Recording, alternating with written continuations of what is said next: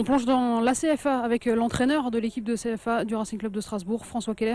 François, début de saison compliqué pour votre équipe qui vient d'être battue une nouvelle fois par Besançon, 2-1, ça fait 3 défaites, 2 nuls et 1 victoire. C'est toujours compliqué pour vous, entraîneur, de récupérer à chaque fois un nouveau groupe en début de saison? Bon, on a vu l'expérience des saisons précédentes montre quand même que malgré la préparation, j'en effectue une deuxième en début de saison avec des joueurs qui ne connaissent pas les miens.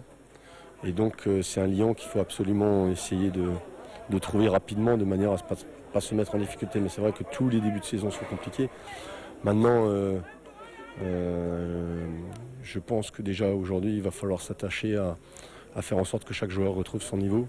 Parce que j'espère à penser qu'ils en étaient loin chacun individuellement. Parce que sinon effectivement, on s'est trompé sur certains. Alors du coup, ce sera quoi l'objectif? C'est quoi l'objectif cette année de votre équipe? Ouais, c'est toujours le même. Essayer d'arracher le maintien le plus tôt possible. Là, on est mal parti. Mais en même temps, c'est un métier passionnant parce qu'il faut que j'arrive à faire monter certains joueurs le plus rapidement possible au-dessus. Ça fait 5 ou 6 ans qu'on en a quand même formé beaucoup, qui ont aidé le club à traverser des périodes difficiles aussi de temps en temps.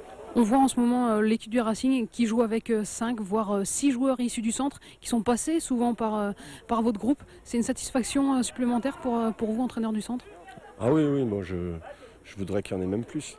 Nantes en 2001 a fini champion de France avec 25 joueurs utilisés sur la saison, dont 19 issus du centre. Donc on parle souvent d'un défaut de jeunesse, on n'a parfois pas le courage d'en mettre beaucoup plus. Mais je pense que si le jeune a la qualité, il ne faut pas le faire pour le faire. Mais si le jeune a la qualité, on peut jouer avec 5 ou même plus. Donc je suis content qu'il y en ait 5 ou 6 au-dessus, mais le jour où on pourra faire comme Manchester, recommencer une nouvelle génération comme ils ont fait à l'époque, avec 8 ou 9 joueurs du centre issus du centre qui forment le 11 de base et gagner tous les titres qu'ils ont gagnés, c'est toute la peine. Ce sera la vraie récompense pour vous. Un petit mot sur les autres clubs alsaciens engagés en CFA. Vous avez déjà rencontré Colmar qui caracole en tête et Mulhouse. Quel regard vous portez sur ces deux clubs en ce début de saison?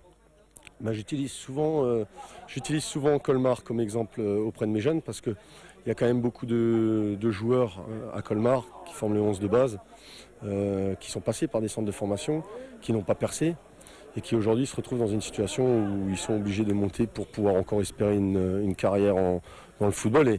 Et je dis à mes jeunes souvent, rappelez-vous le niveau qu'avaient ces joueurs-là et qui ne sont pas passés pour que vous puissiez au moins vous fixer des objectifs parce que le football c'est pas facile, il y a beaucoup de jeunes et il n'y a pas beaucoup de place. Maintenant sur leur début de saison, je pense que Mulhouse a toujours ce déficit, comme ils ont changé de beaucoup de joueurs, de mettre la machine en route et Colmar part avec pratiquement 6 mois ou 1 an d'avance par rapport à Mulhouse ou d'autres clubs parce que c'est une équipe qui roule, une animation qui les joueurs se connaissent par cœur. Donc j'espère que en tout cas une des deux équipes, pour ne pas prendre de parti même si je suis de Colmar, une des deux équipes sera celle qui montera en fin de saison.